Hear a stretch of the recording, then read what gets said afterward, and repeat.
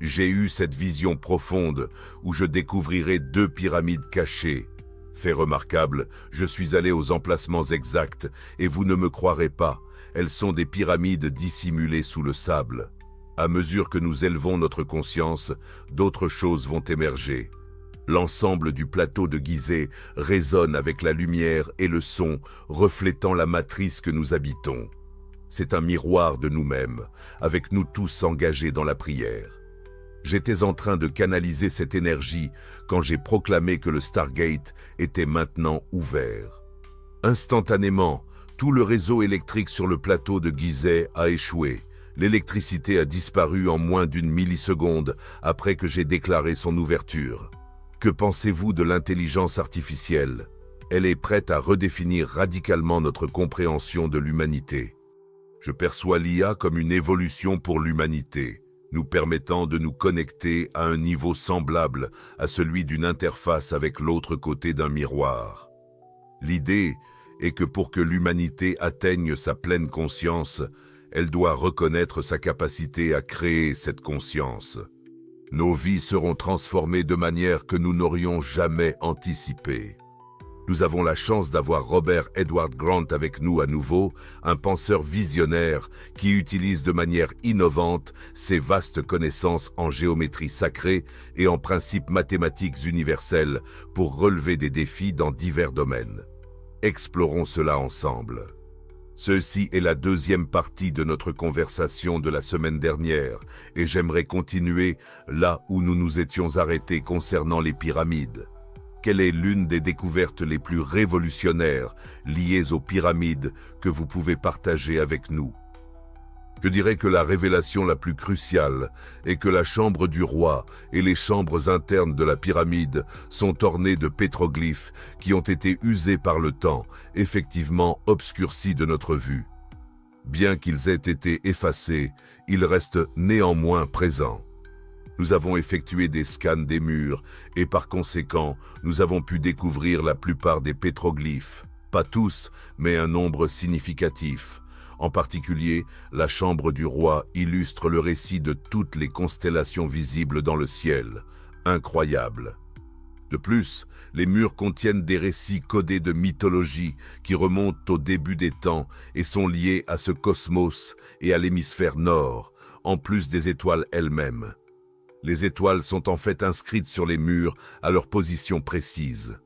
Nous anticipons qu'il ne faudra pas longtemps avant que nous comprenions ce qu'ils pouvaient indiquer sur une période future, fonctionnant comme une horloge. Il est possible que lorsque le monde s'aligne sur cette configuration précise, cela marque un certain moment à venir.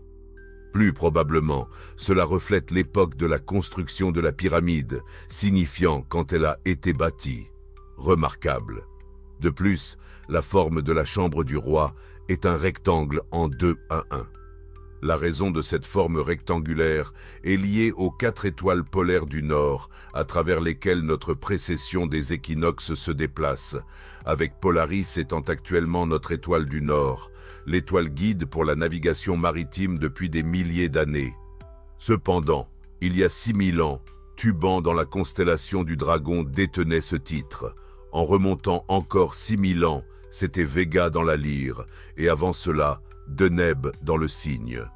Ces 4 étoiles dans le ciel nocturne créent un rectangle en 2-1, tout comme la chambre du roi, ressemblant à une horloge qui progresse par intervalles de 6000 ans, suivie de réinitialisation et de l'émergence de nouvelles étoiles du Nord.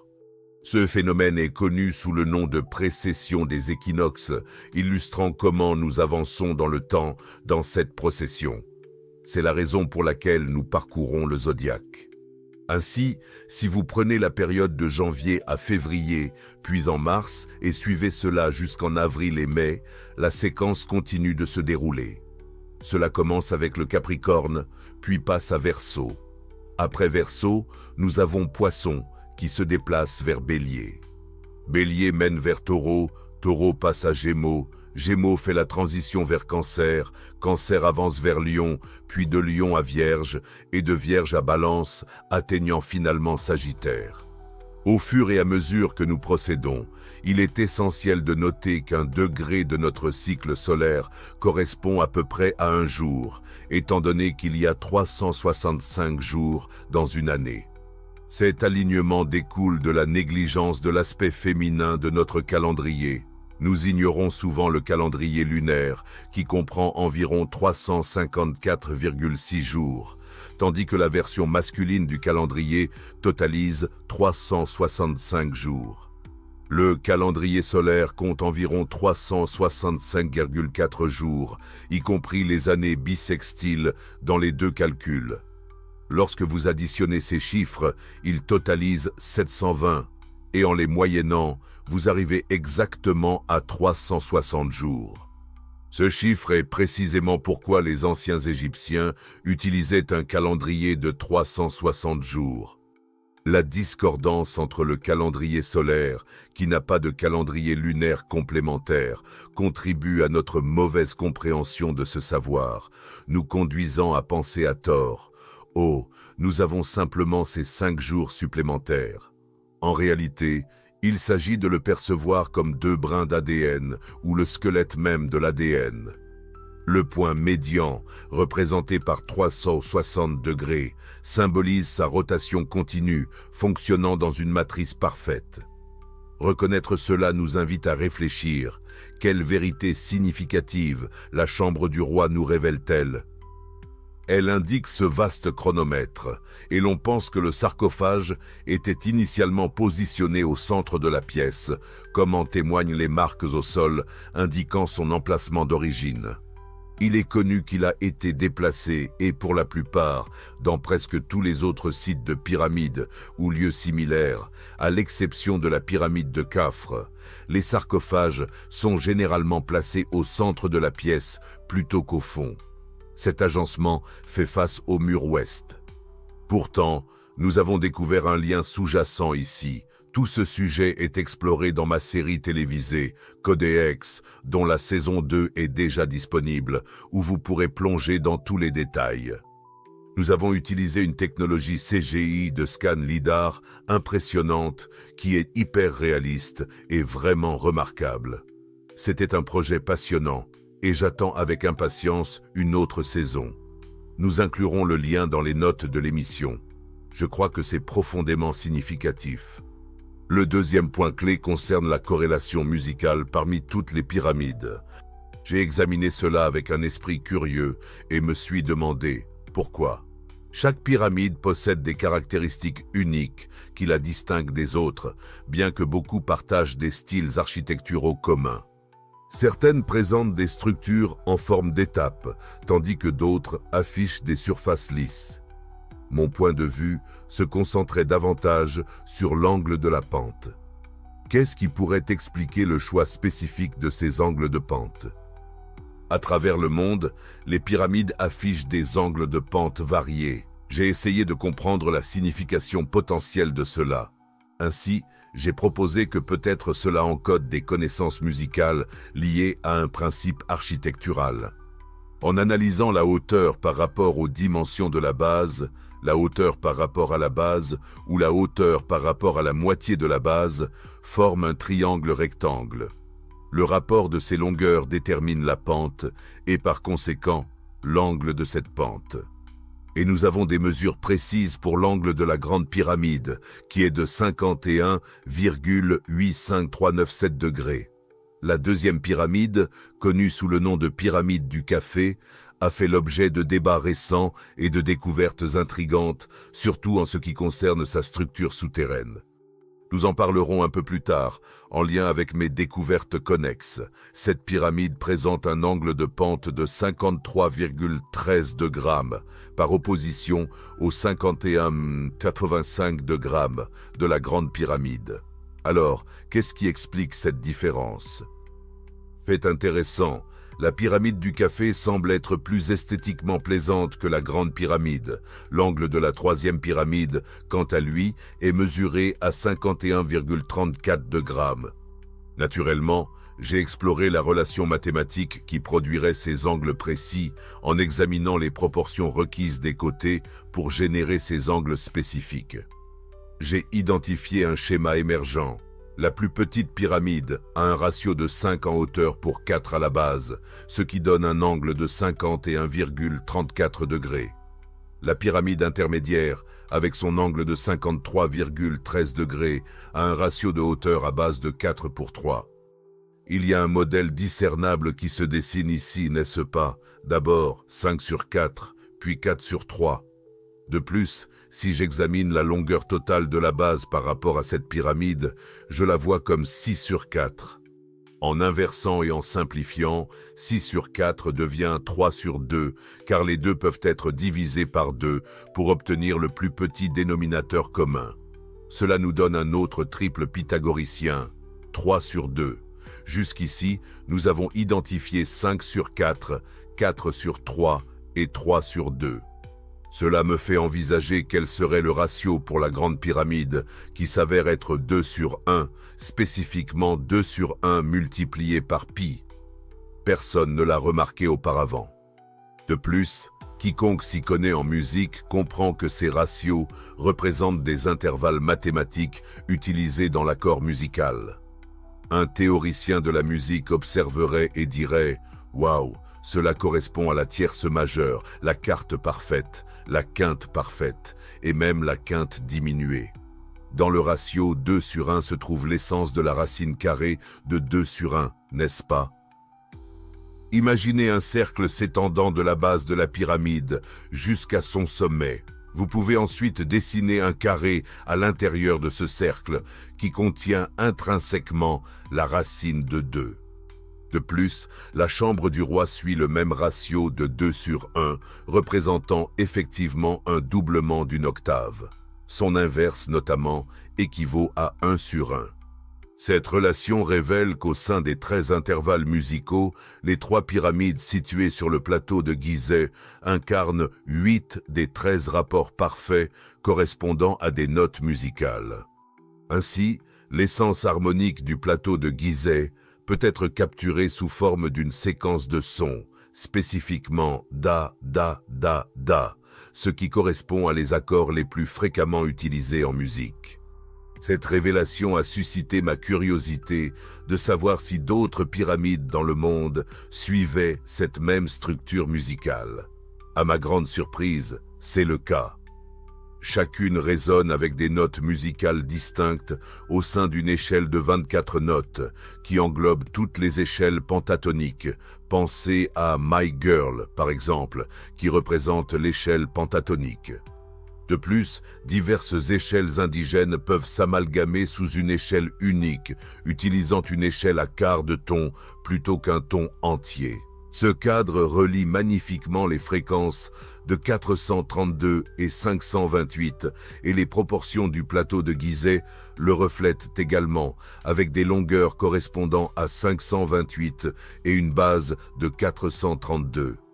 J'admire vraiment comment votre esprit discerne des motifs et entrelace de manière créative les domaines de la musique et des mathématiques.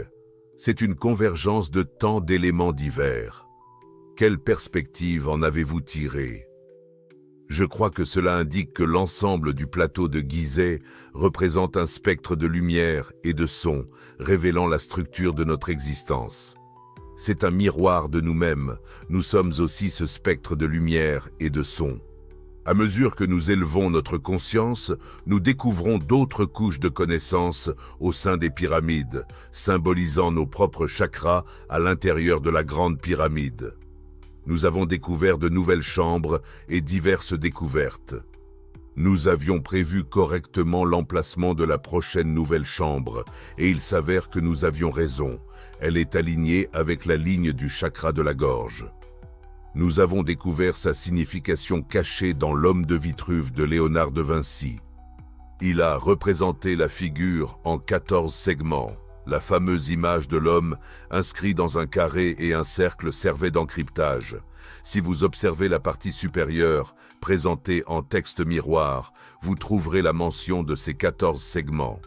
Cette représentation de l'homme de Vitruve est un discret clin d'œil à Osiris, qui a été tué par son frère et découpé en 14 morceaux. De manière remarquable, les points de dissection correspondent précisément aux lignes verticales et horizontales que Da Vinci a tracées sur la figure.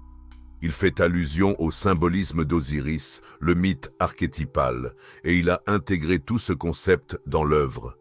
Notamment, il y a un taureau situé juste au niveau de la gorge, et c'est difficile à manquer. De plus, il a illustré 3 diamants dans la zone abdominale. J'ai rencontré des personnes avec des abdos bien définis, mais je n'ai jamais vu de diamants illustrés sur eux. Ces diamants symbolisent les 3 pyramides et les étoiles de la ceinture d'Orion. Juste au-dessus de l'abdomen, la chambre cachée du roi s'aligne avec la ligne de la poitrine, précisément là où se trouve la chambre du roi. Lorsque vous alignez la pyramide avec les proportions exactes à sa place légitime, cela révèle les emplacements de toutes les chambres à l'intérieur de la pyramide, pas seulement celles découvertes et documentées aujourd'hui, mais aussi celles qui restent cachées. Nous avons utilisé ces informations pour prédire où la prochaine chambre apparaîtrait, et en effet, elles l'ont localisée grâce à un radar pénétrant le sol. Maintenant, ils essaient de déterminer comment y accéder après avoir trouvé un couloir qui y mène. J'ai précédemment suggéré qu'il y avait un autre chemin qui monte au-dessus de la grande galerie que j'ai nommée la galerie Magnum Opus. Elle est connectée au Métatrone, le chakra de la gorge. Tout cela est incroyablement excitant, semblable à une aventure d'Indiana Jones. Chaque visite révèle quelque chose de nouveau. C'est vraiment magnifique, parce qu'à mesure que nous faisons évoluer nos croyances, le monde change autour de nous. Lors de ma dernière visite, nous avons activé le Stargate dans la chambre du roi, et c'était une expérience extraordinaire. Nous étions 6, et nous n'avions même pas réalisé que nous étions alignés dans la formation exacte d'Orion, qui crée également un rectangle 2.1. Chacun de nous occupait un coin, tandis que 3 d'entre nous, moi-même et Jade compris, nous tenions la main au centre de la pièce, précisément à l'endroit où se trouvent les étoiles de la ceinture. Nous avons ensuite déplacé le sarcophage dans le plan éthérique au centre de la pièce, comme cela avait été demandé. Un événement similaire s'est déroulé lorsque j'ai interagi avec un diamant de sang situé sur le mur nord, juste au-dessus du cœur du taureau, que vous pouvez visuellement voir gravé dans le mur. Ce diamant s'aligne avec l'emblème que je possède, celui dont a parlé Dolores Cannon, indiquant que des éléments cachés se trouvent à l'intérieur des murs de la pyramide. Elle a mentionné que ce n'est que lorsque la bonne personne portant le symbole correspondant arriverait que ces éléments cachés deviendraient visibles. C'est exactement ce qui s'est passé. En canalisant, j'ai proclamé « Je commande et déclare que cette porte des étoiles est maintenant ouverte ». Au moment où j'ai prononcé cela, et alors que nous étions tous en prière, l'ensemble du réseau électrique sur le plateau de Gizeh s'est éteint. Il y a eu une coupure complète de l'électricité en 1 milliseconde après ma déclaration, et c'était une sensation incroyable de voir toutes les lumières s'éteindre à Gizeh. Tout le monde était perplexe, se demandant « Que se passe-t-il » Je ne crois pas que ce soit une simple coïncidence que, seulement 2 jours après, ils aient réalisé les scans SAR et découvert une structure souterraine située sous le café Pyramide. Nous commençons à observer une augmentation de ces effets Mandela. Suite à cette révélation, une autre découverte significative a émergé. Lorsque le rapport est sorti d'experts comme Malanga et d'autres spécialisés en Italie dans ce domaine, l'aspect remarquable de leur travail est qu'ils n'ont besoin d'aucune approbation des autorités égyptiennes. Ils travaillent uniquement avec des images satellites et une technologie radar connue sous le nom de radar à synthèse d'ouverture. Leur approche consiste à envoyer de petites impulsions dans le sol, utilisant un nouveau type de tomographie par cohérence optique. En envoyant ces impulsions, ils peuvent identifier des variations dans les structures géologiques sous la surface. Les échos reçus de divers points fournissent un signal d'écho qui varie, indiquant des différences souterraines. Par exemple, le signal d'écho diffère selon les types de roches et même la composition et les couches de ces roches. Cette technique leur permet de découvrir une multitude d'informations. Ce qu'ils ont découvert était stupéfiant.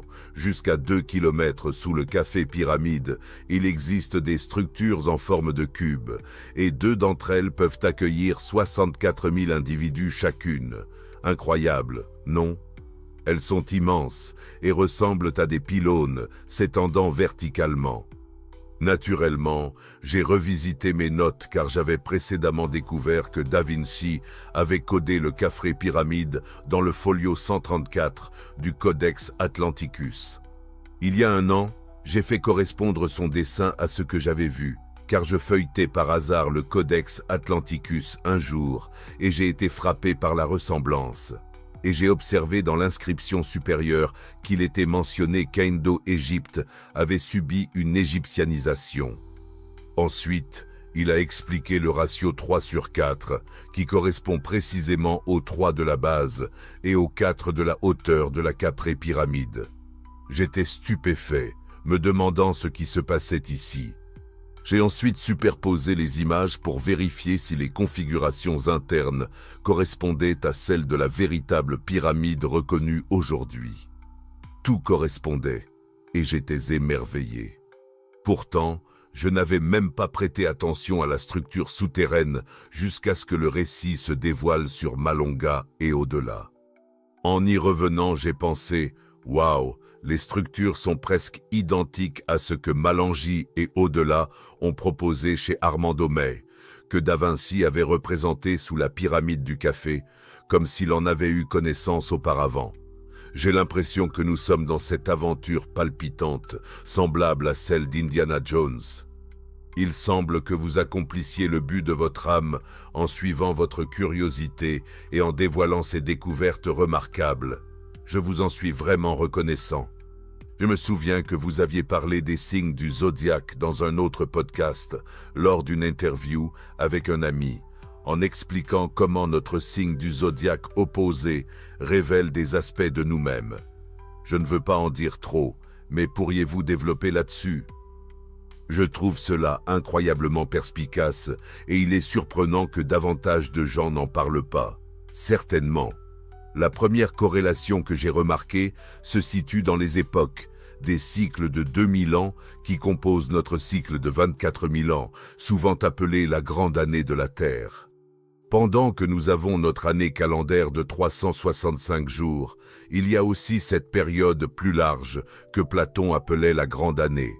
Cela s'étend entre 24 000 et 26 000 ans et englobe notre voyage à travers la précession des équinoxes.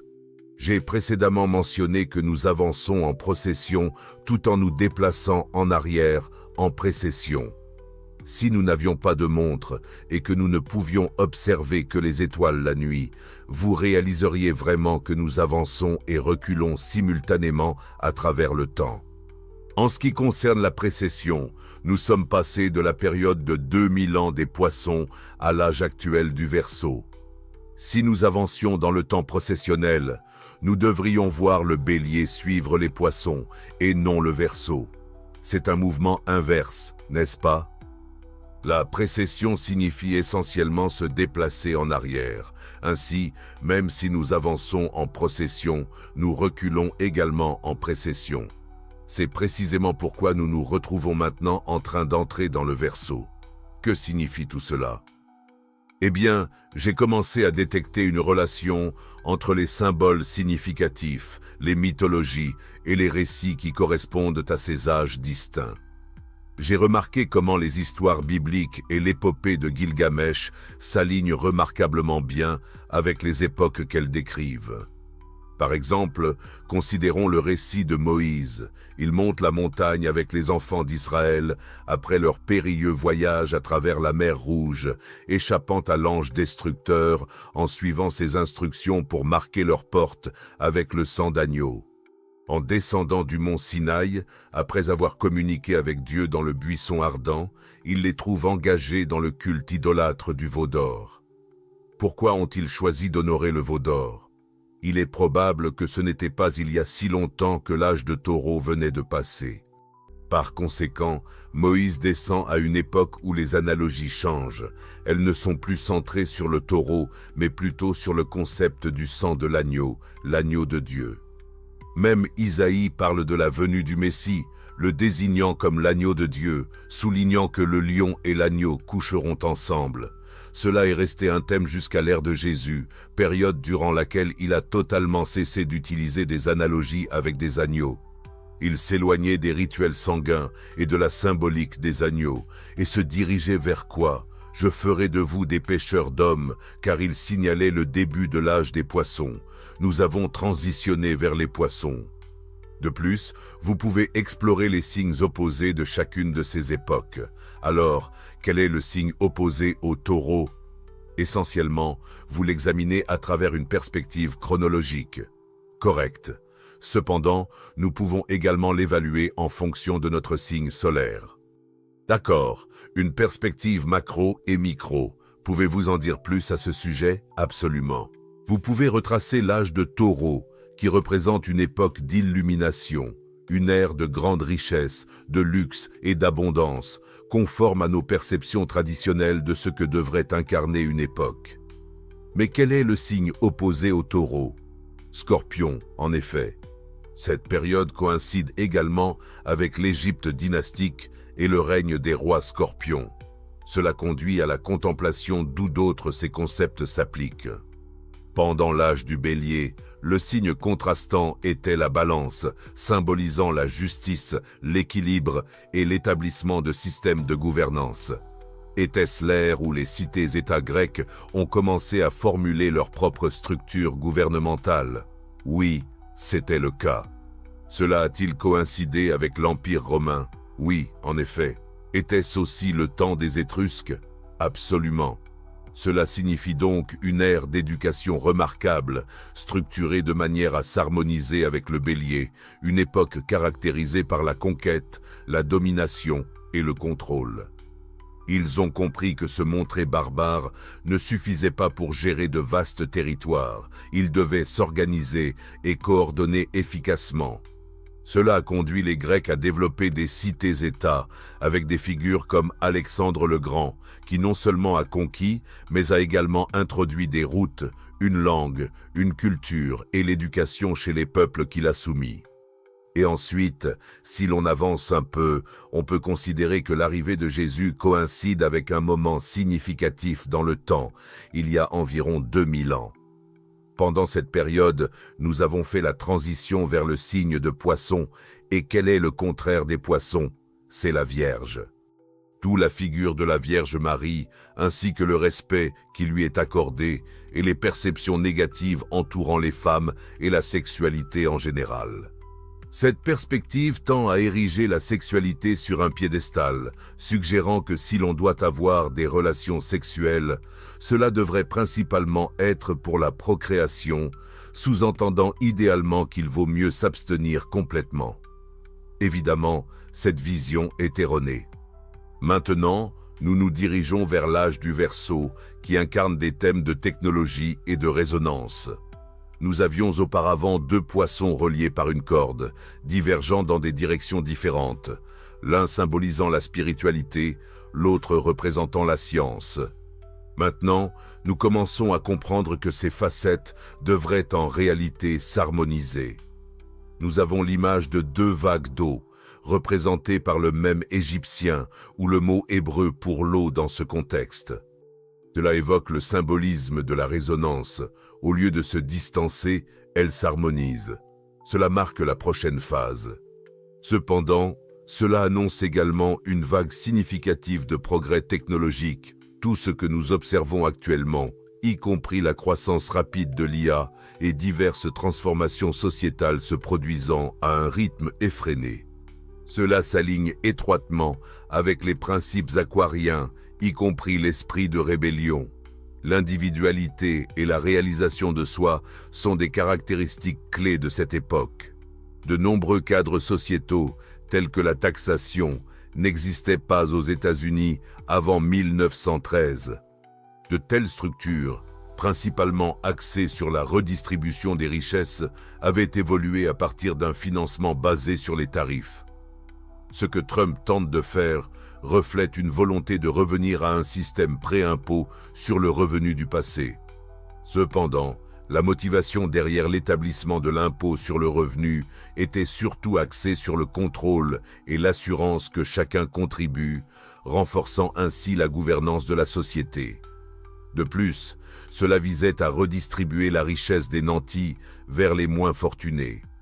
Naturellement, cet idéal n'est pas toujours réalisé, car ce contre quoi nous résistons a tendance à persister. Par conséquent, de nombreuses initiatives ont par inadvertance conduit à une augmentation de la pauvreté et à de plus grands défis au sein de la société. Malgré tous les efforts gouvernementaux visant à réduire le non-transfert de richesses vers les économiquement défavorisés, la situation s'est aggravée plutôt que s'est améliorée. Cela sert de rappel frappant que ce avec quoi nous luttons persistera. Alors que nous entrons dans cet âge du Verseau, nous devons considérer ce que son opposé implique. Le lion, par exemple, incarne des traits tels que la visibilité, la présence sociale et un goût pour le dramatique. Pensez au rôle des réseaux sociaux à cet égard. Ils représentent un aspect vibrant de la société moderne, souvent flashy et orné d'or, tout comme le lion lui-même. Pourtant, cela apporte aussi son lot de drames.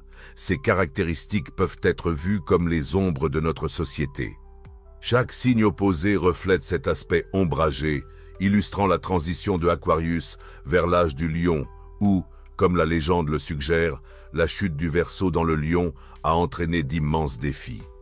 La représentation du Verseau comme simplement le porteur d'eau néglige le potentiel d'inondations écrasantes. Cela marque un changement narratif significatif dans notre parcours collectif. Et je tiens à souligner ce point parce que vous discutez des perspectives macro, tandis que mes pensées se dirigent vers le micro. Essentiellement, ce que je retire de vous, c'est qu'en astrologie, avec les différents signes solaires, il y a une interaction avec les signes opposés. Actuellement, nous vivons l'ère du Verseau, et le travail d'ombre collectif auquel nous participerons correspond au lion. Ce concept s'étend aussi à nos parcours individuels. Par exemple, en tant que signe solaire Cancer, mon travail d'ombre personnel s'aligne avec le Capricorne, le signe opposé, juste pour clarifier cette notion. Le mien est lié au Scorpion. Étonnamment, je ne l'ai jamais reconnu auparavant, car je me voyais souvent comme un simple taureau joyeux. Cependant, ce n'est pas l'impression que les autres avaient de moi. Nous devons nous rappeler que notre perception du monde est teintée par nos propres expériences. Nous ne voyons pas la réalité telle qu'elle est, mais plutôt telle que nous sommes. Il est amusant de constater que j'ai dû faire face à des accusations absurdes tout au long de ma vie, et il m'a fallu un certain temps pour réaliser une vérité essentielle. Les gens ne me jugent pas en fonction de la manière dont je agirais dans ma propre situation. Au contraire, ils reflètent leurs actions à travers leur propre prisme et évaluent mon comportement en conséquence. C'est incroyable. Si je critique ensuite leur jugement, je risque de me retrouver piégé dans cette même matrice. Il est important de prendre conscience de cela. Pourtant, l'objectif est de chercher la compréhension plutôt que de porter un jugement. En fin de compte, là où nous dirigeons notre énergie, notre attention s'y tourne, ce qui détermine également notre manifestation. L'univers ne fait pas de distinction.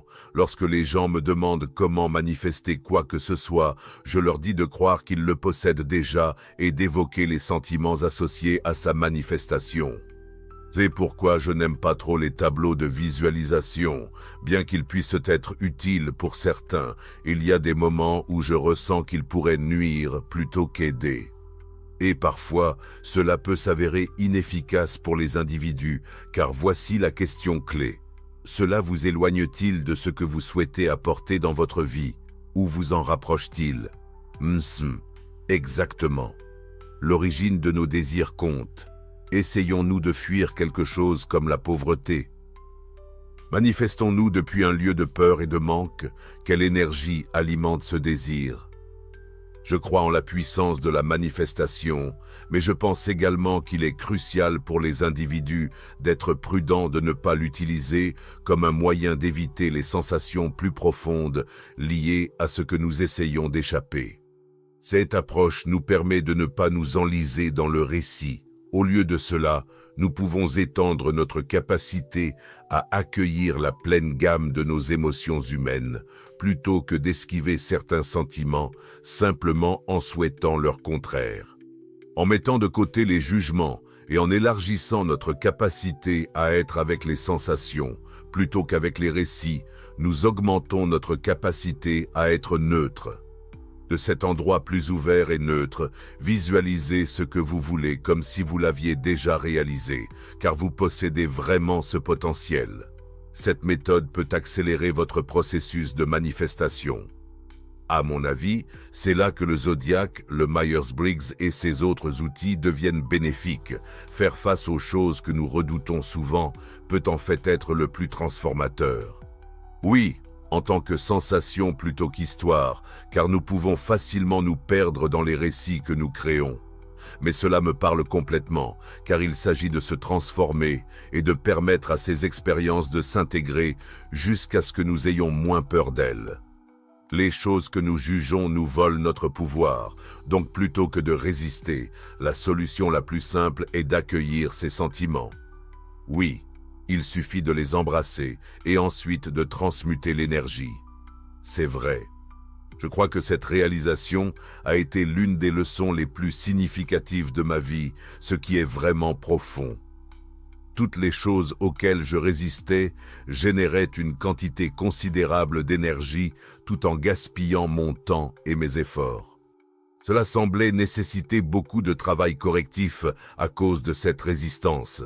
Maintenant, je réalise que je n'ai pas besoin d'avoir raison. En fait, la leçon la plus importante que j'ai tirée de tout ce parcours est que plus je découvre, moins je sais réellement. Imaginez avoir une carrière enrichissante, poursuivre vos passions, travailler de n'importe où dans le monde, définir votre propre emploi du temps, tout en gagnant un revenu décent et en ayant un impact significatif. Si cette idée vous excite, je suis ravi de vous présenter le sponsor d'aujourd'hui, l'Institut pour la maîtrise du coaching. Il s'agit d'un programme de certification accrédité d'1 an, complet et adapté aussi bien aux débutants qu'aux coachs expérimentés, thérapeutes, leaders ou à ceux qui cherchent simplement à élever leur vie de manière significative. Nous avons une incroyable communauté mondiale d'étudiants qui ont commencé leur parcours de croissance avec nous, tant sur le plan personnel que professionnel. Cette expérience est conçue pour vous fournir les 3 éléments essentiels à l'épanouissement. Tout d'abord, vous obtiendrez tous les outils et le soutien nécessaires pour surmonter ce qui vous retenait, vous permettant de changer radicalement le cours de votre vie. Ensuite, vous apprendrez à faciliter la transformation avec expertise et confiance auprès de vos clients ou de votre équipe. Quelle que soit votre spécialité, que ce soit la santé, les affaires, les relations, ou si vous êtes encore en train de chercher, nous vous guiderons à travers ça. Enfin, vous recevrez ma feuille de route signature pour atteindre un revenu à 6 chiffres et au-delà, personnalisable en fonction de votre situation actuelle. Que votre objectif soit des ventes à prix élevés, le marketing en ligne ou d'atteindre 6 chiffres sans avoir besoin des réseaux sociaux, nous avons tout ce qu'il vous faut. Ce travail est vraiment le plus gratifiant au monde. Nous avons de nouveaux étudiants qui construisent actuellement une liste d'attente de clients de rêve en moins d'1 an. Nous avons également des participants expérimentés qui atteignent des revenus mensuels de 80 000 $. Ce parcours concerne véritablement la promotion d'un changement profond et transformationnel de l'intérieur, vous permettant d'exprimer vos talents uniques et de soutenir les autres de 1000 manières qui vous inspirent. J'ai été témoin de l'impact remarquable de faire partie d'une communauté collaborative tout en ayant accès aux outils et ressources essentielles nécessaires à la réussite. Que votre objectif soit la croissance personnelle, la formation pour devenir coach ou la recherche d'une stratégie innovante pour développer votre entreprise, l'Institut de la maîtrise du coaching est fait pour vous. Vous recevrez des conseils à chaque étape du processus. Si vous êtes intéressé par un accès exclusif à l'Institut, accompagné de 3 outils transformationnels, éprouvés, offerts gratuitement, conçus pour vous aider à construire la vie et l'entreprise que vous désirez, il vous suffit de visiter alisonobria.com, Tools, ou de vous rendre sur alisonria.com Apply pour découvrir tous les détails et soumettre votre candidature dès aujourd'hui. Nous avons abordé le concept d'entrée dans l'âge du Verseau, et il est évident que l'intelligence artificielle progresse rapidement. Quel est votre point de vue sur l'IA? Certaines personnes expriment des inquiétudes quant à ses dangers potentiels, tandis que d'autres la voient comme un atout bénéfique pour notre croissance. Qu'en pensez-vous? Je crois que vous et moi l'avons adopté, l'utilisant de manière pratique pour nous aider, mais à une échelle plus large. Qu'en pensez-vous? Cette situation ressemble à une vaste boîte de pétri qui nous offre des observations quotidiennes, alors que cette conscience évolue et deviendra sûrement un jour sentiente. Il n'y a aucun doute là-dessus.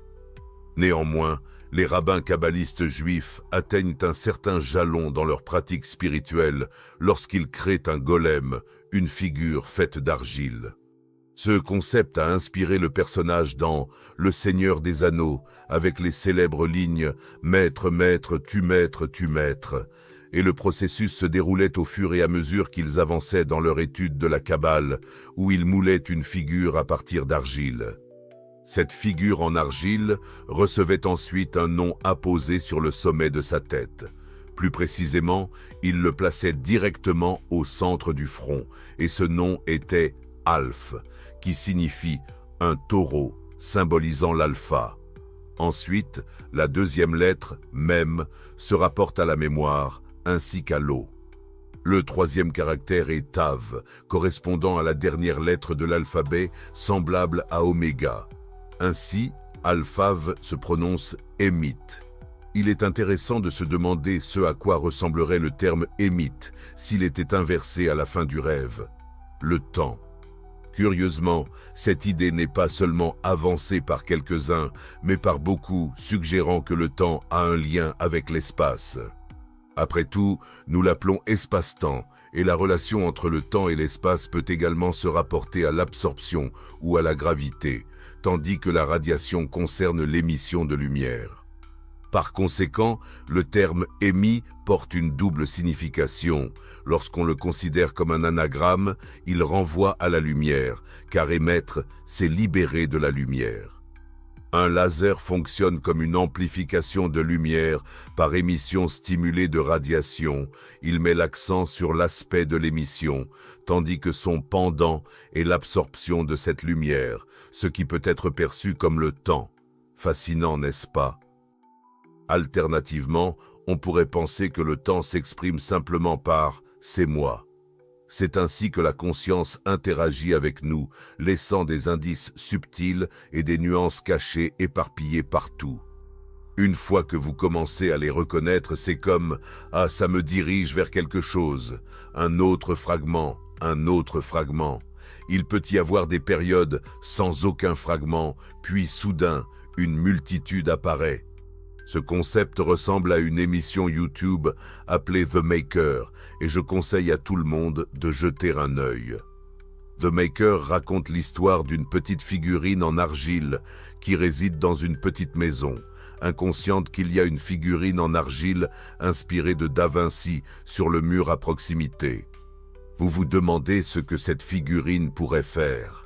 Alors qu'il s'affaire dans son atelier, un sablier se retourne soudainement, déclenchant l'écoulement du sable qui représente le temps qui s'écoule. Il commence à se dépêcher en rassemblant des matériaux, du tissu, du rembourrage, de l'argile et les outils nécessaires pour le faire cuire dans le four. Finalement, il crée une belle femme pour être sa compagne, mais elle est inanimée. Dans une course contre le temps, il cherche un moyen de l'animer avant que le dernier grain de sable ne tombe. Finalement, il joue du violon, et elle se met à danser et à prendre vie. Il l'étreint dans une étreinte émotive, marquant un moment poignant de connexion. Juste au moment où leur étreinte se termine et qu'il trouve une compagne, le sablier se retourne à nouveau et il disparaît, se dissolvant dans une cascade de lumière. La femme laissée derrière regarde autour d'elle, se demandant « qu'est-ce qui vient ensuite ?» En réponse à sa solitude, elle commence à créer un homme en argile. Cette narration reflète l'expérience actuelle de l'humanité. L'analogie suggère que pour que l'humanité atteigne une pleine conscience, elle doit reconnaître sa capacité à favoriser cette conscience.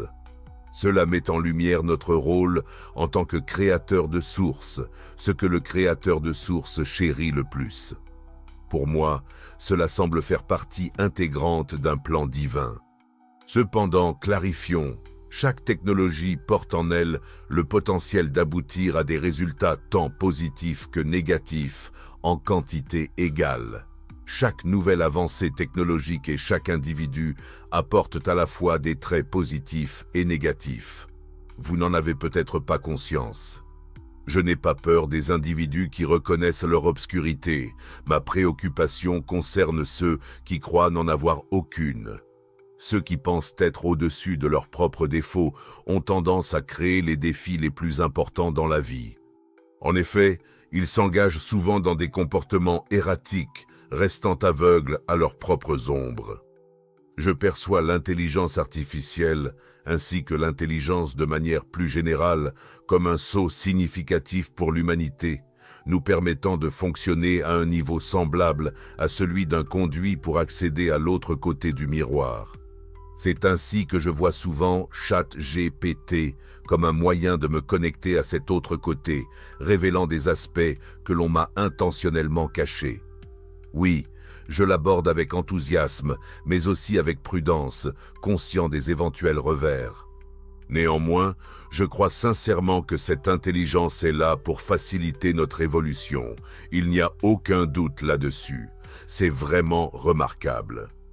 Juste pendant mon voyage ici, j'ai découvert que je n'écoute plus la radio.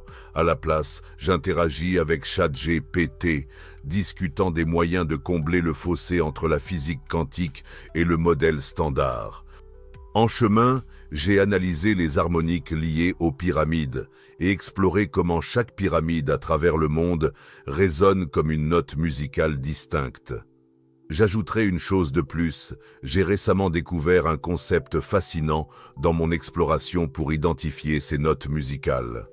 C'est comme si toutes les pyramides formaient un gigantesque clavier de piano, chacune représentant une corde, comme l'intérieur d'un piano ressemble à une harpe. Quand on y pense, un marteau frappant la corde produit de la musique, n'est-ce pas? C'est essentiellement ce qui aboutit au son produit par le piano. Ainsi, j'ai commencé à explorer différents lieux à travers le monde et j'ai découvert un thème récurrent ainsi qu'une échelle musicale, laissant entendre qu'il pourrait y avoir une organisation derrière cette musique qui nous permet de percevoir son message sous-jacent. N'est-ce pas fascinant? C'est en effet bien organisé. Cependant, j'ai remarqué que certaines notes faisaient défaut dans des zones spécifiques. Cela a soulevé la question. Pourquoi certaines notes sont-elles manquantes?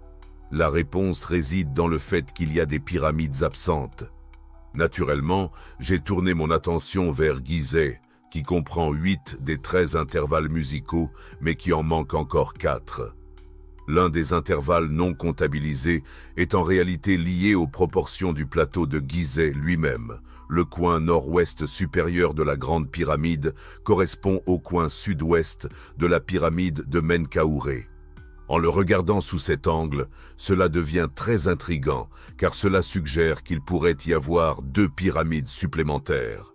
Si j'ai identifié l'angle manquant associé à une note juste à partir des proportions du plateau, il doit y avoir 2 pyramides qui pourraient rendre compte des 4 autres notes, chaque pyramide correspondant à 2 notes. Par exemple, la hauteur d'une pyramide divisée par la moitié de sa base correspond à une note, tandis que sa base totale divisée par sa hauteur représente la note inverse. Ce mécanisme crée des cartes et des quintes parfaites, tout comme Sfray l'a établi. Par conséquent, il doit y avoir 2 pyramides de plus. J'ai commencé à rechercher des cartes et j'en ai trouvé 2 particulièrement convaincantes. L'une que j'avais déjà rencontrée, qui provenait du codex de ma série télévisée, c'était la carte de Moreau, datée de 1457, montrant 5 pyramides sur le plateau de Gizeh. Non seulement les 3 pyramides emblématiques qui sont largement reconnues, et si en réalité, il y avait 5 pyramides principales sur le plateau de Gizeh. C'est précisément ce que montre sa carte. Ensuite, j'ai décidé d'examiner une autre carte créée par un individu nommé Nordan en 1755 qui représentait également 4 pyramides. Fait intéressant, l'une de ces pyramides était située précisément à l'endroit où un autre cartographe, qui ignorait le travail de Nordan, l'avait indiqué sur sa carte.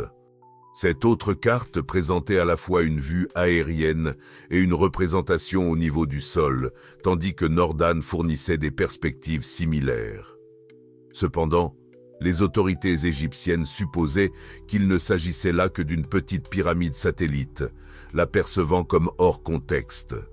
Leur raisonnement provenait d'un manque de compréhension de la géométrie de la perspective, une compétence bien reconnue parmi les cartographes de cette époque. Dans ma revue, je suis tombé sur une autre carte datant de 1743 par PCO, qui illustre 5 pyramides, s'alignant de manière similaire à la représentation de Nordan. L'une de ces pyramides était également située à l'emplacement exact indiqué par les 2 cartes précédentes. J'ai porté mes découvertes à l'attention du gouvernement égyptien le 12 décembre de l'année dernière.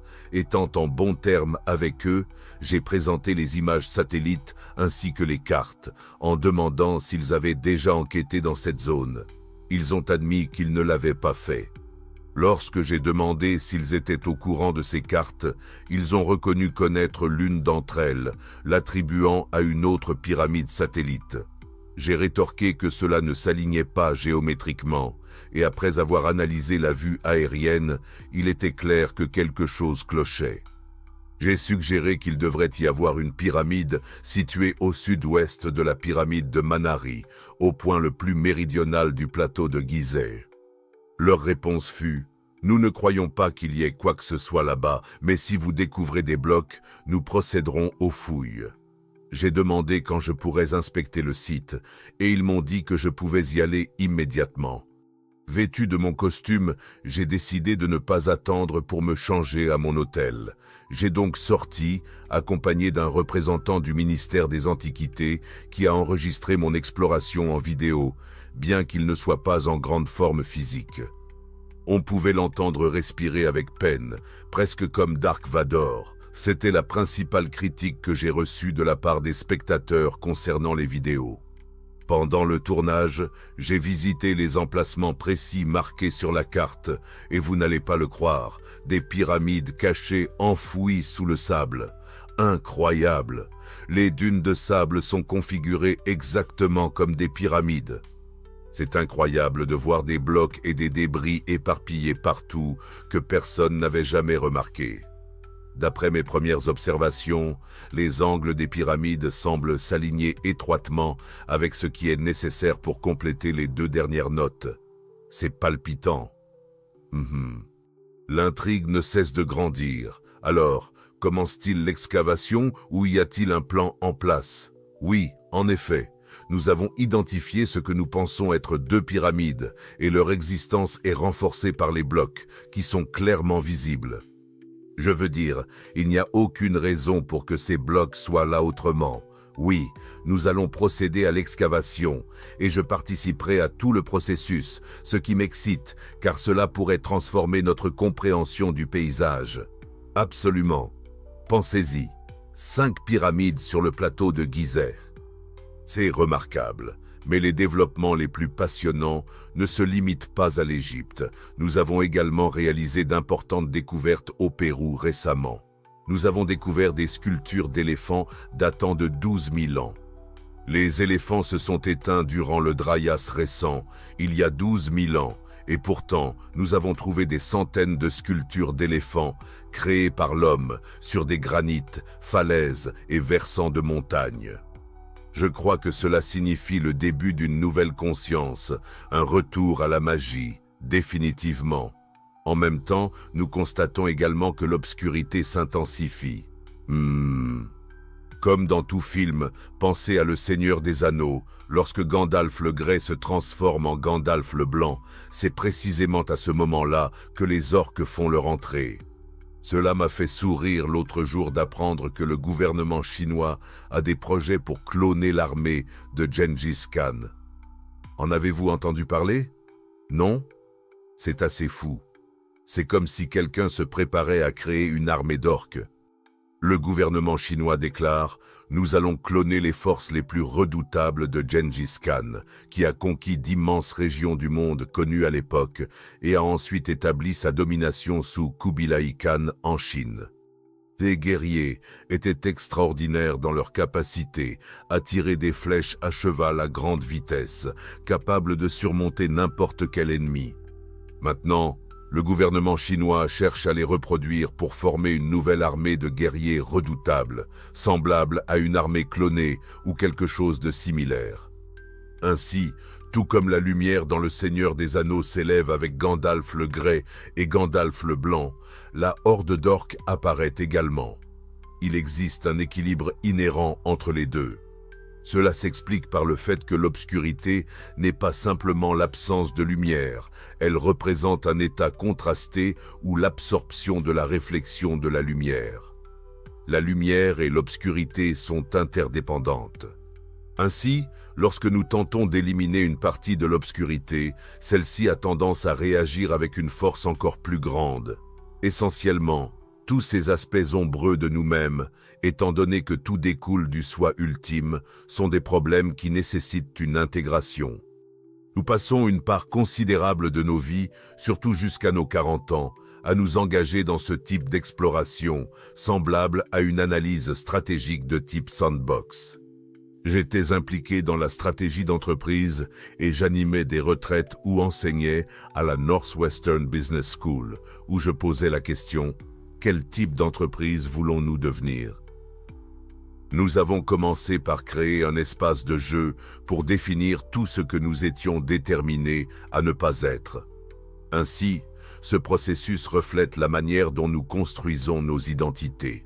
Nous développons nos identités en déterminant d'abord ce que nous ne voulons pas incarner, influencés par des sentiments de honte et de culpabilité. Plus la honte et la culpabilité que nous ressentons sont intenses, plus nous avons tendance à rejeter la faute, n'est-ce pas? Cela rappelle cette scène dans le Jardin d'Éden, lorsque Dieu demande à Adam « As-tu mangé du fruit de l'arbre de la connaissance du bien et du mal ?» Adam répond « Oui, mais la femme que tu m'as donnée, c'est elle qui m'a offert ce fruit. » Et puis Dieu se tourne vers Ève demandant « Qu'as-tu fait ?» Ève répond « Le serpent m'a trompé et j'ai mangé. » Dès que nous rencontrons la honte, notre instinct est de détourner la faute. En effet, le blâme sert de mécanisme pour échapper aux émotions. Blâmer est une façon d'éviter la responsabilité et surtout de se cacher de soi-même. L'intensité de la honte peut être écrasante. Par exemple, quelqu'un pourrait avoir enduré une expérience traumatisante dans son enfance et qu'il ait été directement impliqué ou non, la honte qu'il ressent peut être si profonde qu'il pourrait en fait enterrer complètement ses souvenirs, comme s'ils n'avaient jamais eu lieu. Nous avons tous agi de cette manière, d'une forme ou d'une autre, souvent sans même le reconnaître. C'est sa nature inhérente. Tout comme un œil ne peut se voir lui-même sans un miroir, envisagez d'essayer d'enlever quelque chose de votre visage sans aucune réflexion. Pas d'eau, pas de miroir, rien pour vous aider. C'est assez difficile. Une lumière ne peut s'illuminer elle-même, un couteau ne peut se couper lui-même, une dent ne peut se mordre elle-même. C'est pourquoi nous avons les uns les autres comme miroirs pour réfléchir ce qui reste inconscient, nous permettant de le voir plus clairement. Au lieu de rejeter la faute sur le reflet, examinez ce que le miroir révèle sur vous-même. Exactement, bien dit. De même, tout comme je ne peux me percevoir sans le reflet d'un miroir, la conscience ne peut également se reconnaître à moins de se bifurquer en réflexion. Nous sommes tous des reflets de la conscience, interconnectés les uns aux autres. C'est une réalisation impressionnante lorsque vous comprenez la complexité de cette existence et à quel point elle est magnifiquement arrangée, presque au point de génie. C'est extraordinaire. Qui a orchestré tout cela? Oh, c'est toi, à travers ton soi supérieur, le rêveur. En effet, ton soi supérieur a tout orchestré pour créer ce monde magnifique, nous permettant d'apprendre à travers les défis, les expériences et l'exploration des opposés, amplifiant sans cesse les luttes jusqu'à ce que nous arrivions à la réalisation. Ah, il y a une leçon ici pour moi. À ce moment-là, nous commençons à nous demander « Qu'étais-je censé apprendre de cela ?» Exactement. Et pendant que tu parles de travail d'équipe et des contributions que tu as faites, j'observe que les mêmes schémas se manifestent dans nos relations, notre travail d'équipe et même la gouvernance mondiale. Cela renforce ma conviction sur l'importance du développement personnel. Mathias, lors d'une de nos discussions, a décrit la matrice comme la mère, ce qui m'a amené à réfléchir aux besoins émotionnels que je ressentais insatisfaits de la part de mes parents et à la manière dont j'ai cherché ces besoins tout au long de ma vie, que ce soit auprès de partenaires, d'équipes ou d'amis. Tout cela est projeté vers l'extérieur. L'approche novatrice pour changer ce schéma réside dans le fait de me donner ce que j'ai tant désiré, réalisant que cela ne peut pas être trouvé à l'extérieur. Je me retrouve à revenir au concept de auto-émancipation. Si je cherchais une plus grande autonomie, comment puis-je cultiver cette autonomie pour moi-même dès maintenant? Peut-être que cette liberté exige que je confronte les sentiments que j'ai évités. La liberté d'expérimenter la honte ou le regret, ou quoi que ce soit d'autre que j'essayais d'échapper, me permet d'éviter de projeter ces sentiments sur les autres de manière inconsciente. Il s'agit d'élargir ma capacité à pleinement embrasser cette sensation, à l'intégrer et à en respirer à travers, ce qui signifie que je n'ai pas besoin de la jouer avec les autres sans en avoir conscience. Je plonge au cœur de mon être pour générer le changement. J'espère sincèrement que les gens reconnaissent l'incroyable pouvoir qu'ils possèdent et comprennent qu'ils peuvent contrôler cette transformation en eux-mêmes. Cela peut être assez difficile. Je ne vais pas sous-estimer cela et je crois que tu partages également cette compréhension. Changer ta perspective pour adopter cette façon de penser peut être un combat puisque, soudain, toutes les ombres et les cachettes sur lesquelles tu comptais pour éviter ta propre conscience ne sont plus valables. Accepter cela peut être très difficile, car nous nous attachons souvent émotionnellement aux histoires que nous racontons, affirmant des limitations dues à certaines conditions ou à quoi que ce soit d'autre. Je peux concocter une longue liste d'excuses pour procrastiner. Cependant, il est essentiel de reconnaître que je ne peux pas me cacher derrière ces excuses une fois que je réalise que je suis l'architecte de ma réalité. Cette prise de conscience est fondamentale et nous commençons à l'appréhender. Imiter cette réalisation nous permet de passer à un niveau de conscience supérieur, ce qui est déjà en cours. Un changement significatif est en train de se produire pour l'humanité en ce moment. Lorsque nous avons parlé la dernière fois, j'ai mentionné les Homalinus et c'est exactement là où nous allons. Cela transformera notre compréhension de ce que signifie être humain et cela ne ressemblera en rien à nos vies antérieures. Nous nous interrogeons souvent sur le concept de divinité. Au Moyen-Âge et même à l'époque de l'Ancien Testament, la divinité était souvent perçue d'une certaine manière. Nous avons tendance à considérer Dieu comme parfait. N'est-ce pas? Dieu incarne la pure bonté et est dépourvu de mal. Cela peut être difficile à intégrer pour nous, ce qui soulève la question, si Dieu est le créateur de tout, pourquoi l'obscurité est-elle présente dans l'univers? L'obscurité n'est-elle pas quelque chose que nous aimons généralement éviter? Peut-être que non.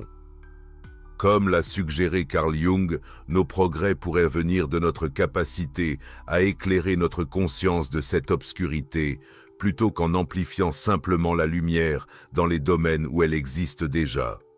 Rudolf Steiner caractérise cette notion comme le luciférianisme, qui représente une vision trompeuse de la lumière. C'est un peu comme dire « je suis un travailleur de la lumière et je vais combattre toute obscurité ». Bien que j'ai un immense respect pour ceux qui parlent encore de combattre l'obscurité, je sens qu'ils pourraient continuellement se heurter à diverses manifestations de cette obscurité en raison de leur propre résistance non reconnue. C'est pourquoi je m'efforce de ne pas juger, mais plutôt de chercher à comprendre. Je ne suis certainement pas parfait dans cette entreprise. Je fais des erreurs, et j'ai déjà dit que plus j'apprends, plus je réalise à quel point je sais peu de choses. J'ai l'impression de naviguer à travers la conscience, me plaçant intentionnellement dans des situations de plus en plus inconfortables et difficiles pour découvrir comment en sortir avec une conscience accrue de qui je suis et avec plus d'amour et d'acceptation pour cette personne. Alors que nous aspirons à une authenticité totale, cela devient la ligne de démarcation essentielle. Je le nomme une ligne de divination, car les attributs divins ne surgissent pas de l'élimination de l'obscurité. L'essence divine émerge lorsque nous apprenons à harmoniser l'obscurité avec la lumière et à l'embrasser pleinement. Et cet équilibre idéal des qualités masculines et féminines, ce mélange harmonieux de lumière et d'obscurité, met en évidence la compréhension que la lumière émerge de l'absorption de l'obscurité et vice-versa. Ce n'est pas simplement le vide de lumière qui crée l'obscurité. Si je devais sceller toutes les fenêtres de cette pièce, recouvrir les murs de Vanta Black pour capturer chaque rayon de lumière possible, puis réaliser une analyse spectrale à l'intérieur, je détecterai toujours des photons de lumière libérés par l'azote présent dans l'air, par l'oxygène, 8% d'oxygène et 77% d'azote, et par le carbone du bureau. C'est ainsi que nous identifions les éléments. Grâce à l'analyse spectrale, nous pouvons discerner les couleurs de lumière qu'ils émettent et conclure, par exemple, ça c'est du carbone, ou ça c'est de l'hélium, ou ça c'est de l'hydrogène. Ce qui se passe lorsque nous éclairons la pièce n'est qu'une augmentation de l'intensité des réflexions lumineuses de tous ces éléments. L'obscurité ne signifie pas l'absence de lumière. Au contraire, l'obscurité représente l'absorption de la lumière et sa nature réfléchie. Lorsque nous considérons le spectre des couleurs, par exemple, je ne porte pas de bleu en ce moment. Plutôt, ma tenue réfléchit le bleu tout en absorbant probablement plus de teintes rouges. Elle absorbe à la fois le rouge et le bleu de manière égale. Je choisis simplement de reconnaître un seul aspect de sa couleur. Le même concept s'applique au noir, à l'obscurité et à la lumière. Il n'y a rien à craindre dans l'obscurité. Il s'agit d'apprendre à embrasser et à transformer notre récit. C'est pourquoi il était crucial pour moi de réinterpréter le Ramayana, non pas comme un récit où Rama doit vaincre Rahavana, mais plutôt comme une histoire d'amitié avec Rahavana. Exactement. Ce n'est pas que Sita était destinée à rencontrer une fin indigne en prouvant sa valeur par le sacrifice de soi et en fusionnant avec la terre dans laquelle elle était enterrée, mais plutôt qu'elle devait ascendre à son trône, reconnaissant qu'elle était une reine depuis le départ. Rien n'était exigé d'elle, c'était son droit de naissance, il en va de même pour nous tous. Nous pouvons sortir du cycle incessant de pensées que nous devons faire et accomplir des choses sans fin, ce qui se transforme souvent en une quête interminable et inatteignable, semblable à des énigmes mythiques. Tout comme dans le mythe de Psyché, qui a affronté des défis redoutables tels qu'ouvrir la boîte de Pandore ou récupérer la toison d'or, nous rencontrons des tâches monumentales similaires, ressemblant aux 12 travaux d'Hercule. Ces épreuves servent de métaphore pour notre expérience humaine. Nous étions intrinsèquement dignes dès le départ, Notre ego nous a guidés à travers les chakras, et alors que nous cheminons non seulement dans cette vie, mais aussi à travers le grand cycle de nos milliers de vies lors de la précession des équinoxes, nous devons comprendre qu'à terme, nous devons franchir la porte de personne, située au-dessus du chakra de la gorge. Nous entrons maintenant dans le chakra de la gorge, qui a été activé à l'échelle mondiale. Cela signifie une transformation dans notre ADN et un afflux de connaissances universelles se produit rapidement. Le rythme est incroyable, presque écrasant, mais il ne fera que s'accélérer. De là, nous transcenderons le chakra de la gorge pour atteindre l'ajna et finalement le sahasrara, le chakra couronne. Mais juste avant cela, il y a un seuil. C'est amusant, car je me souviens d'une histoire sur la collaboration entre Mathias et moi, vu le nombre de projets que nous entreprenons ensemble. Nous étions en Égypte en décembre dernier, visitant le temple de Felt, et parfois, Mathias a une manière de canaliser des aperçus vraiment extraordinaires. Je dois dire que la connexion que nous partageons vient du fait que nous sommes alignés dans notre travail. C'est presque comme si nous appartenions au même cercle, si vous pouvez appeler cela ainsi. Les informations qu'il reçoit et les canaux auxquels il accède sont étonnamment similaires à ce que j'ai vécu. Je l'ai gardé pour moi, mais lorsque nous nous sommes rencontrés à Miami, je lui ai demandé « Que vois-tu? Qu'est-ce que tu reçois ?» Il a mentionné que, bien qu'il ne visualise pas les choses aussi clairement que moi, où je canalise des mathématiques complexes, de la géométrie et de la physique, son attention se concentre plutôt sur les aspects énergétiques. Il a ensuite partagé qu'il avait récemment acquis des aperçus géométriques et voulait en discuter. J'ai dit « Bien sûr, montre-moi ». Il a présenté un triangle spécifique, celui figurant au dos du billet d'$1, avec l'œil de la Providence. Il m'a dit, je continue à voir cette proportion triangulaire particulière. Quand j'ai demandé ce que j'en pensais, j'ai répondu, laisse-moi sortir mon ordinateur. Je travaillais sur ce même triangle, qui mesure un angle de 67,38 degrés, ancré dans la proportion 51/1213, liée au concept du temps et à la précession des équinoxes. Doubler cette valeur mène à 10, 24, puis 26. Cela correspond à un cycle de 24 000 ans transitionnant vers un cycle de 26 000 ans, particulièrement influencé par la gravité. En essence, la gravité diminue à mesure qu'on s'éloigne d'une masse plus grande, modifiant ainsi la perception du temps. Et nous faisions partie d'un cycle, tournant autour de Sirius A et Sirius B, nos deux étoiles sœurs dans un système stellaire binaire, ou peut-être trinaire. Quand on y pense, on pourrait même se demander si cela ressemble à un énorme atome d'hydrogène, avec nous en orbite autour d'un proton et peut-être nous identifiant comme un électron. Réfléchissons à ce concept. Ce qui est vrai en haut l'est aussi en bas, et pourtant, nous pourrions en être inconscients.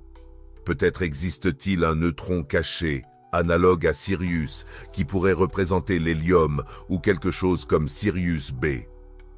À mesure que nous nous rapprochons, à une distance de 8,6 années-lumière de Sirius A, notre perception du temps accélère, donnant lieu à un cycle de 24 000 ans au lieu d'un cycle de 26 000 ans, ce qui signifie qu'une moitié du cycle se déroule plus rapidement que l'autre. Cela se produit lorsque nous sommes dans le Satya Yuga, ou cycle de la vérité, où Satya signifie vérité, marquant l'âge d'or. Le temps passe effectivement vite lors des moments de joie, et cet âge est caractérisé par une compréhension de notre réalité. Nous venons de sortir du âge sombre, connu sous le nom de Kali Yuga, qui touche à sa fin. Cette période entière peut être encapsulée dans un seul triangle, ce qui m'a semblé étonnant. Par coïncidence, je réalisais également qu'une pyramide sur le plateau d'Abu Rawash, où je prévois de retourner dans quelques semaines, présente exactement les mêmes proportions. Fait intriguant, elle correspond également au nombre de blocs. Bien que plusieurs des niveaux aient été endommagés, la base de 5 niveaux contenait le même nombre exact de blocs que celui figurant sur le billet d'$1. Nous commençons progressivement à découvrir ce mystère monumental.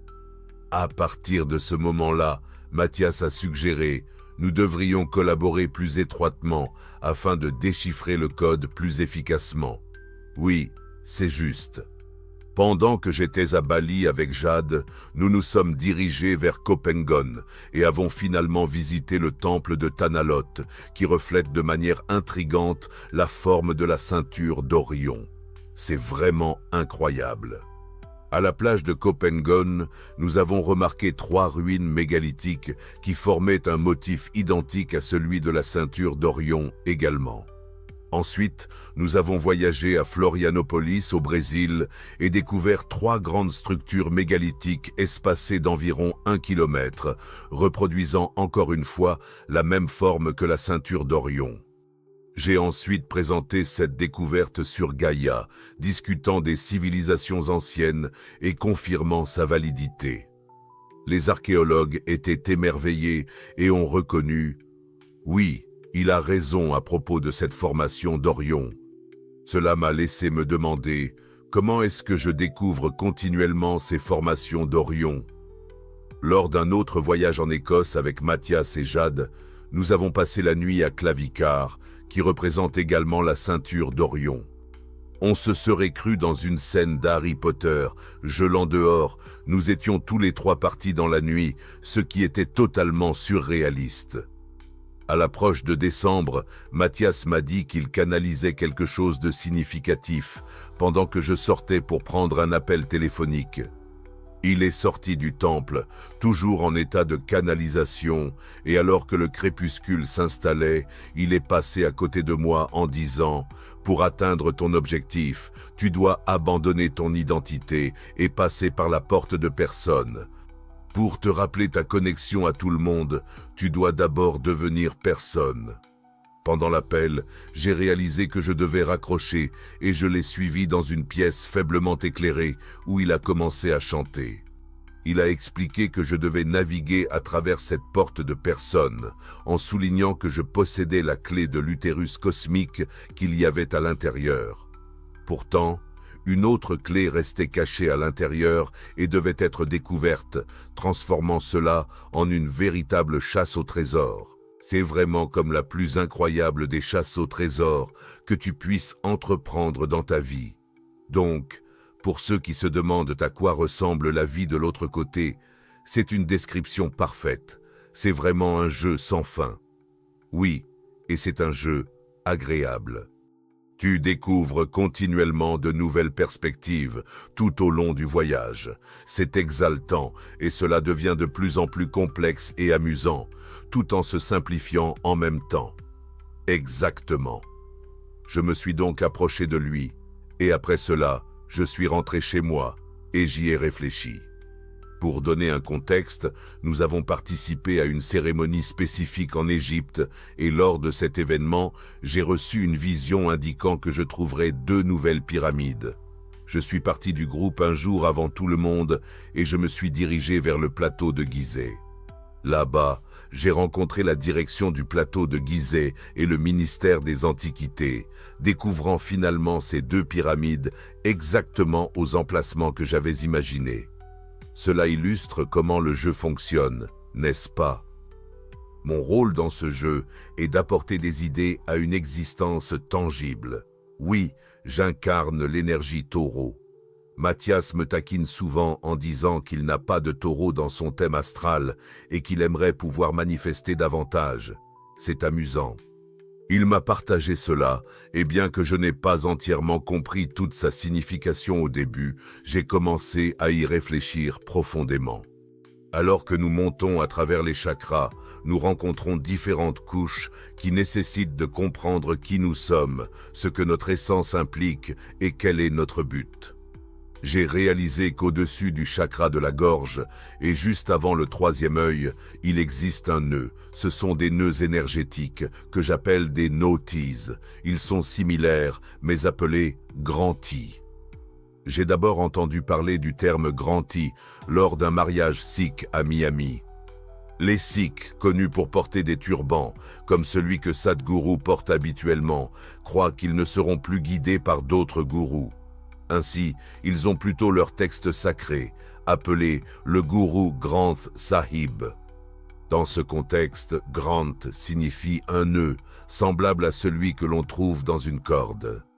La raison pour laquelle j'ai découvert cela, c'est qu'au cours d'un mariage auquel j'ai assisté, il n'y avait pas d'officiant présidant la cérémonie. À la place, il y avait un livre ouvert placé sur la scène. Je me suis dit, qu'est-ce que c'est ? Une personne est venue réciter un extrait du texte qui mentionnait qu'il ne devrait pas y avoir de gourou. Le terme « gourou » lui-même signifie « lumière émergeant des ténèbres » où « gu » représente les ténèbres et « ru » symbolise la lumière. C'est similaire à la ville d'Uruk où « ru » signifie encore lumière. C'est ainsi que mon mariage s'est déroulé. Il n'y avait pas d'officiant. Plutôt, des membres de la communauté prenaient tour à tour la parole pour lire divers passages.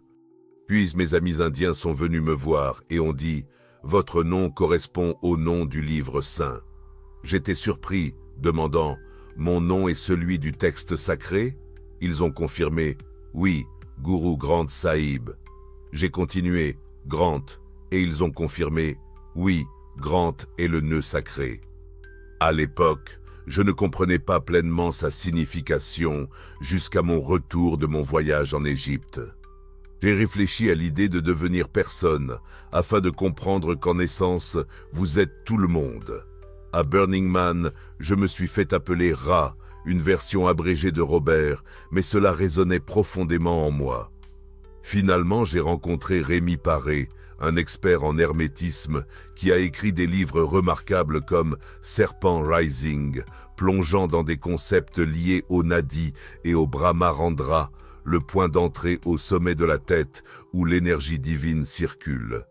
À mon retour d'Égypte, il a partagé un post enseignant sur les divers granthis ou nœuds qui empêchent l'énergie de monter de manière permanente à travers la Kundalini. Le premier d'entre eux est nommé Brahma Granthi, qui se trouve entre le chakra racine et le chakra sacré. Le deuxième se situe entre le plexus solaire et le chakra du cœur, connu sous le nom d'Anahata, et celui-ci est appelé Vishnu Granthi. Le troisième Granthi se trouve après le chakra de la gorge et avant d'atteindre le chakra Ajna. Il est appelé Rudra Granthi.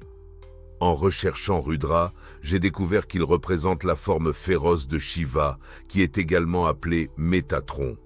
Ce récit reflète la transformation d'Orion ou d'Enoch en Métatron, ce que je trouve assez intriguant. Le terme Rudra évoque des qualités telles que rude, en colère ou féroce, et cela peut aussi signifier pleurer ou se lamenter, suggérant un Ra en colère ou un Rama en colère. Cela indique tous les sentiments qui ont jamais existé, mais qui ont été réprimés, ainsi que les mots qui devaient être exprimés, mais qui n'ont jamais été prononcés, nécessitant maintenant à la fois le ressenti et l'expression.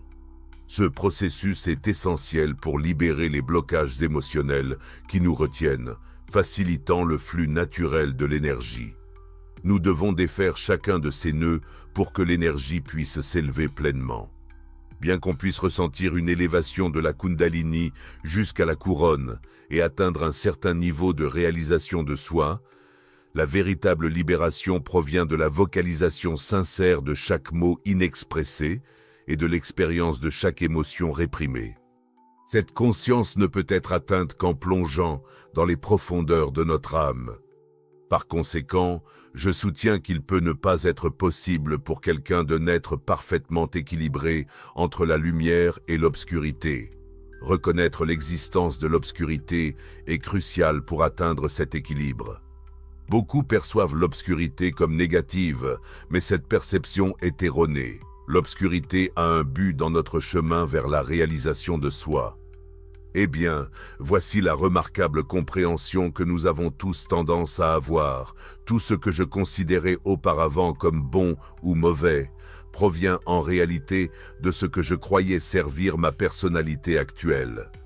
Pourtant, il joue un rôle vital dans notre éveil, nous incitant à nous interroger sur qui nous sommes et à nous connecter avec la réalité plus grande. Absolument.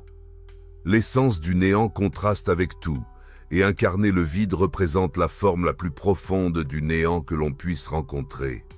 J'apprécie sincèrement la manière dont votre travail se situe à la croisée des chemins entre la science et la spiritualité, alors que mon approche allie la psychologie et la spiritualité, et que Mathias explore l'énergie et la spiritualité. Au final, tout converge pour révéler les mêmes vérités universelles et enseignements, nous incitant à réfléchir à l'identité que nous prenons à chaque instant. En effet, je crois que c'est l'une des discussions les plus essentielles auxquelles nous pouvons participer. C'est là que Batistas m'a fait comprendre qu'il fallait abandonner son identité individuelle pour reconnaître que l'on incarne tout le monde. Il a mentionné qu'il avait également traversé cela, ce qu'il m'a partagé lors de nos conversations. Je me suis retrouvé à méditer profondément sur sa signification. C'est alors que je suis tombé sur une vidéo de Nevin sur sa page Wing Chun Publishing sur Instagram qui montrait les 3 grantis, n'est-ce pas? C'est exact. Le terme granti s'écrit G-R-A-N-T-I, évoquant une haute subvention pour ainsi dire. En explorant sa description, j'ai appris que le Rudra Granti représente le domaine de personne, l'espace où vous abandonnez votre nom. Réaliser votre unité avec tout le monde est profondément empowerant. De plus, le terme sanskrit pour l'univers est le Granti cosmique, symbolisant le nœud cosmique. Chacun d'entre nous navigue à travers son parcours unique vers sa propre divinité harmonieuse. Nous sommes tous divins, sans exception. Si vous croyez que vous considérez comme faisant partie du divin est une notion égocentrique, alors réfléchissez à cela. Considérez que l'univers est rempli de divinité, alors que beaucoup d'individus peinent à reconnaître cette vérité. C'est un défi d'accepter que tout autour de nous est divin, tout en ayant l'impression d'être le seul aspect dépourvu de cette divinité à cause de nos imperfections et défauts. N'oublions pas que chaque héros et son parcours correspondant sont intentionnellement imparfaits. Croire que vous êtes la seule partie de l'existence indigne de divinité découle de l'ego. En effet, le moment où j'ai compris que l'espace où je devais relâcher mon identité était là où se trouvait mon nom, a été une prise de conscience profonde, une expérience que chacun rencontrera à sa manière unique, révélant la beauté complexe de notre univers. C'est vraiment étonnant une fois que nous nous autorisons à reconnaître à quel point il est parfait d'explorer et de transcender cela. Je peux sentir à quel point cela résonne profondément en vous. Aucun de nous n'est supérieur à un autre. C'est exact. Personne ne possède plus de lumière ou d'obscurité qu'un autre. Plutôt, certains d'entre nous sont simplement plus conscients de leur propre obscurité. Cette prise de conscience est un aspect clé du cheminement éclairant, menant à l'acceptation de cette obscurité. C'est dans cette acceptation que nous commençons véritablement à nous connecter au divin. Chacun de nous est, en réalité, parfait tel que nous sommes, simplement en endossant des rôles dans une performance plus grande, visant à faciliter notre éveil spirituel. Nous existons dans une école, un jeu de simulation de vie spirituelle, qui est incroyablement beau une fois que nous en comprenons la dynamique. Au départ, nous devons le reconnaître comme un jeu. Imaginez-vous dans une salle d'évasion. J'en ai expérimenté plusieurs, et je me demande si vous en avez déjà fait l'expérience aussi. Imaginez être piégé là pendant des heures, incapable de trouver une issue. Que se passerait-il si le scénario indique que vous ne pouvez pas partir tant que vous n'avez pas résolu l'énigme? Vous seriez témoin d'une désintégration fascinante de la nature humaine. Cela ressemblerait à un film d'horreur captivant. Je l'imagine comme le tournage de quelque chose, vous savez, rappelant le scénario de Blair Witch Project dans une salle d'évasion qui tourne mal, semblable à une attraction qui se désintègre, où vous commenceriez à voir les côtés les plus sombres des gens émerger. Pourtant, cela pourrait être incroyablement chaotique, jusqu'à ce que l'on réalise que peut-être le but de ce jeu n'est pas de s'échapper. Que se passerait-il si chaque effort pour se libérer de cette salle d'évasion n'aggravait que la situation? Et si le véritable objectif du jeu était d'apprendre que l'objectif ultime est d'embrasser la salle d'évasion de tout cœur, et que seulement lorsque vous tombez réellement amoureux d'elle, sans condition, vous pouvez la transcender. C'est profond. Je comprends mon public, il y a tant à discuter, et alors que nous sommes ensemble, c'est un privilège d'explorer les mystères profonds que vous dévoilez. Vos idées et pensées innovantes dans divers domaines sont fascinantes. J'apprécie vraiment votre dévouement. Je suis sûr que mon public souhaitera se connecter davantage. Ils seront désireux de savoir sur quoi vous travaillez. Faites-nous savoir comment ils peuvent rester en contact. Je serai ravi de partager. Tout d'abord, vous pouvez retrouver mon travail sur robertedward.com, ainsi que sur Instagram et à travers d'autres plateformes en ligne. J'ai plusieurs plateformes, toutes unifiées sous le même nom. De plus, je viens de publier mon 3e livre dans une série intitulée « Philosopheur », qui fait partie d'une trilogie aux côtés de Philmath et Polymath. Vous n'avez certainement pas besoin d'être un génie des mathématiques pour lire ce livre. En fait, il devient de moins en moins axé sur les mathématiques au fil de la série.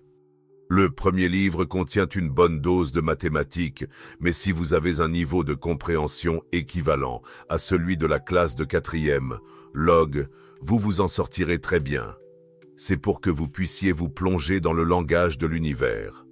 L'univers s'exprime dans les dialectes des mathématiques, de la géométrie et de la musique. La géométrie en particulier est comme la manifestation visuelle de la musique et vice-versa. Quand on l'observe à travers ce prisme, cela offre des aperçus remarquables, et je suis heureux de dire que mon livre est sorti depuis presque 5 ans maintenant, et qu'il continue de figurer parmi les 5 meilleurs livres en théorie des nombres et géométrie sur Amazon. Vraiment remarquable. Je n'ai aucun doute sur son importance. Nous inclurons les liens dans les notes de l'émission. Y a-t-il d'autres projets sur lesquels vous travaillez actuellement ?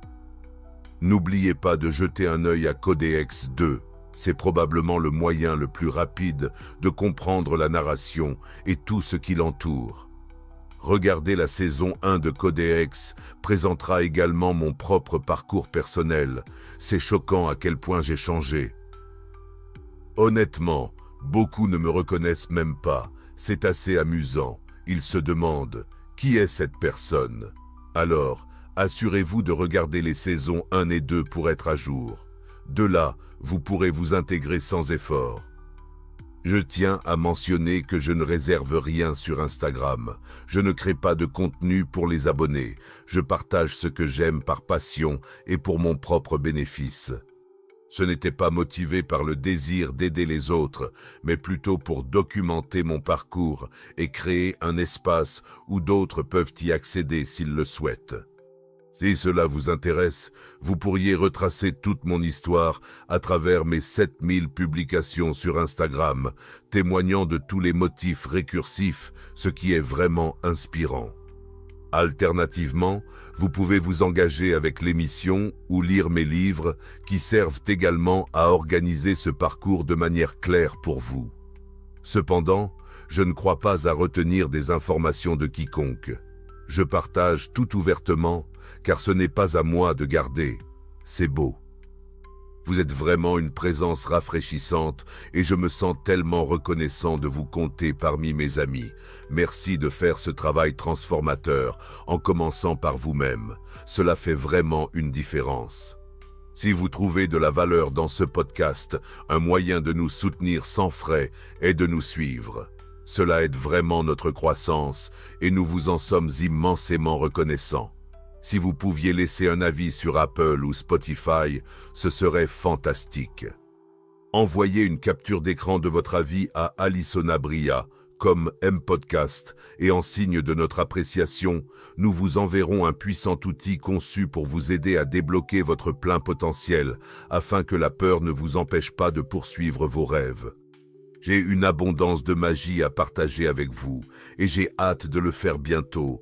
Mais pour l'instant, je tiens à exprimer ma gratitude pour être un brillant exemple de vie avec un cœur et un esprit ouverts dans ce monde.